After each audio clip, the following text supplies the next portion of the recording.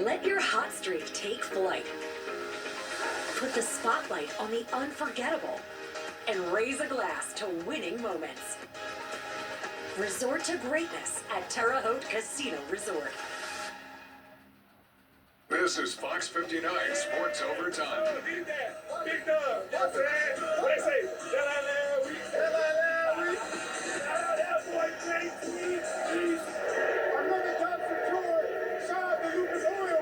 We on the road, but we'll be back soon. A happy walk-off for the Colts at Lucas Oil Stadium once again today. Hello and welcome to Sports Overtime here on Fox 59. I'm Chris Hagan. The Horseshoes aiming to stay perfect on the home field today and remain in control of the AFC South against the lowly Titans. Plenty of people in Halloween costumes at Lucas Oil. Check them out. The guy masquerading as the Tennessee Titan. Colts take an early lead, 3-zip. Then the defense gets the ball right back, dropping back. Cam Ward sacked. Titans have the punt. Kenny Moore doing his thing. And the Colts take it right down the field. Jonathan Taylor, you can't stop it. 18-yard touchdown puts the shoe up 10-0.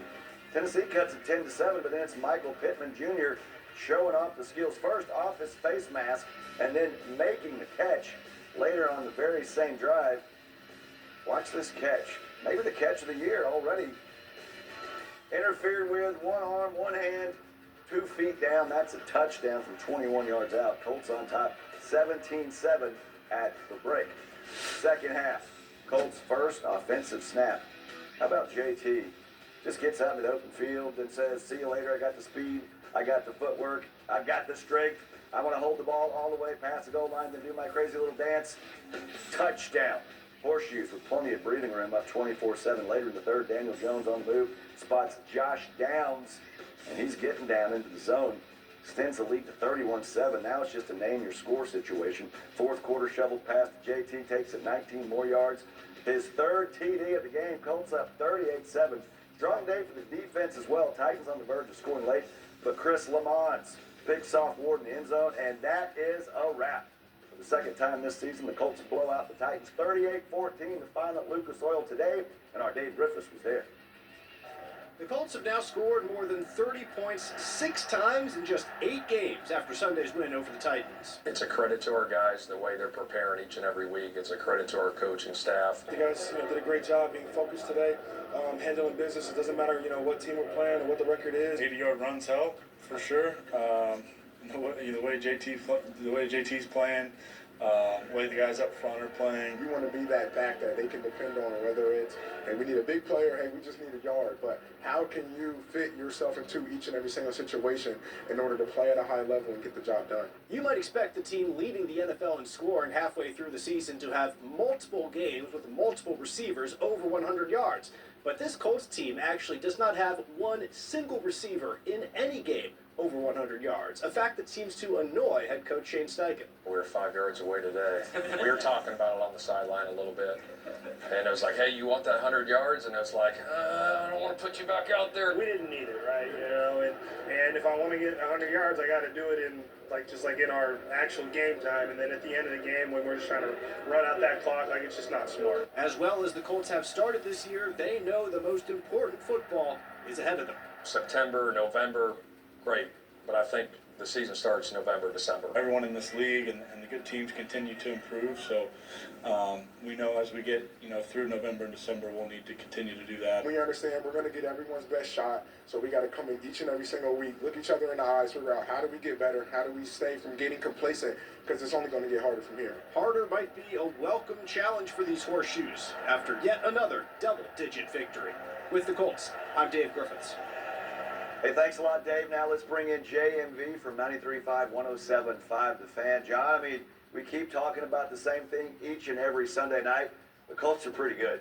Chris, they dominate a team that you absolutely have to dominate. And one of the things we talked about prior to the game, and you and I did on Friday on my show, was the thing you have to keep away from playing down to your competition.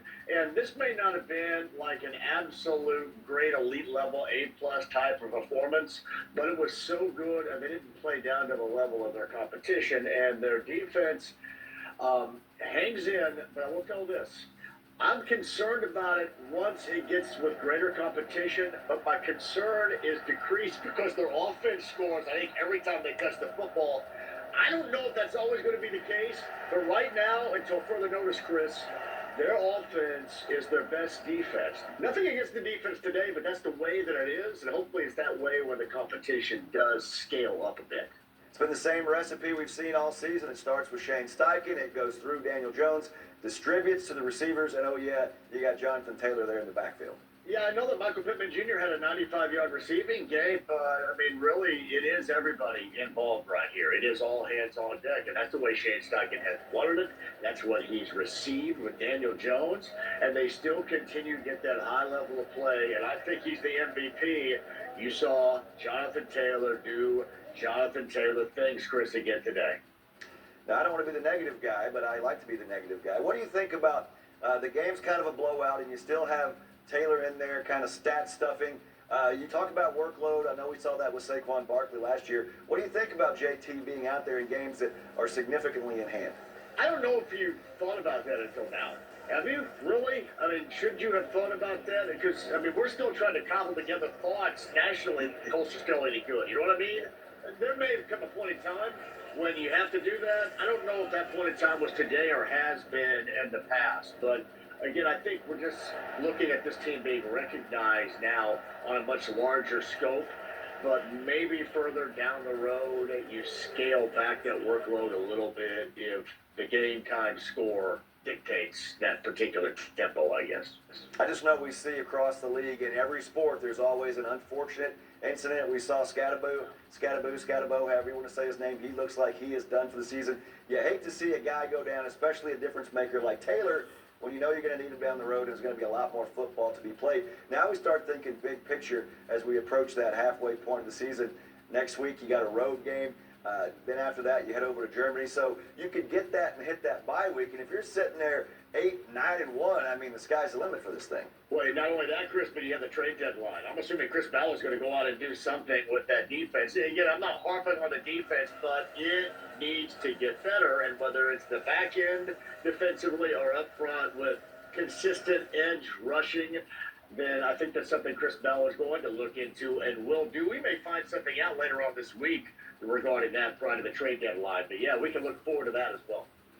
Yeah, here we are complaining here about the team that's got the best record in the NFL. They went at home against the bad Titans team, but look over in Cincinnati. They fall to the Jets. So you don't take anybody for granted, and a win is a win. And we'll talk to you next week, John. You got that, Chris. Thank you. All right, John, we'll be listening tomorrow, 93.5, 107.5, The Fan, starting at 3. But right now, let's hit a break. Back with more from the stadium right after this. The fall. Leaves turn. Cozy sweaters. Pumpkin spice lattes. Then, boom. One day the amazing colors. Then freezing parkas. Soccer games in the sun. Soccer games in the rain. Chilly winds. Rain. Then beautiful again. Fall in Indiana is a mess. We make sense of it. The Weather Authority. Indiana's most accurate forecast for every twist, turn, and tip swing.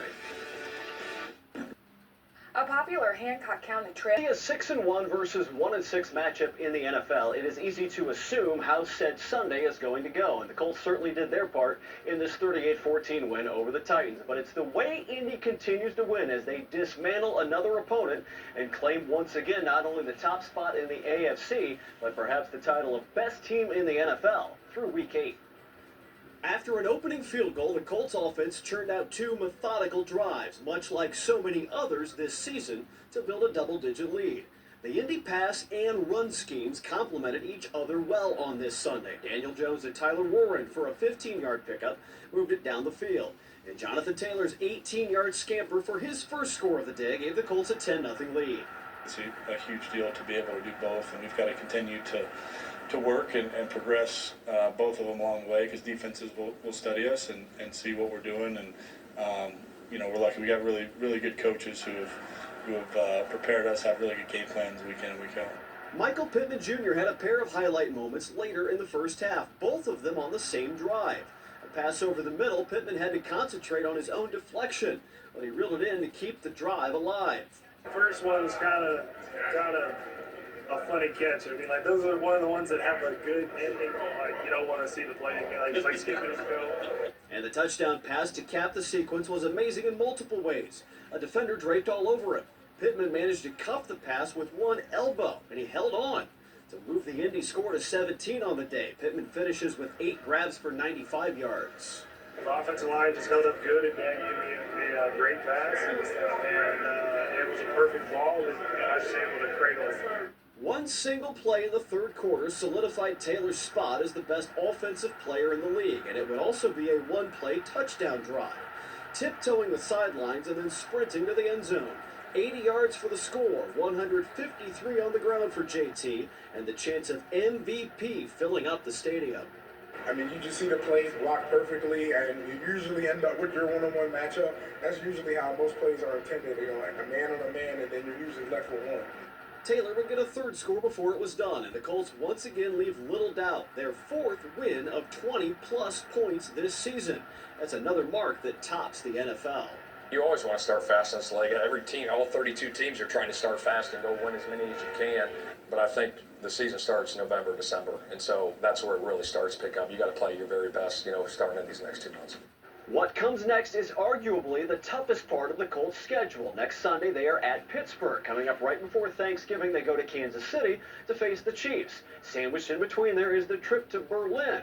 We won't see them back here at Lucas Oil Stadium for 5 weeks. What remains to be seen is how many wins they will have piled up by the time they get back here to start that stretch run of the regular season. At Lucas Oil Stadium, Brad Brown, WRTV Sports.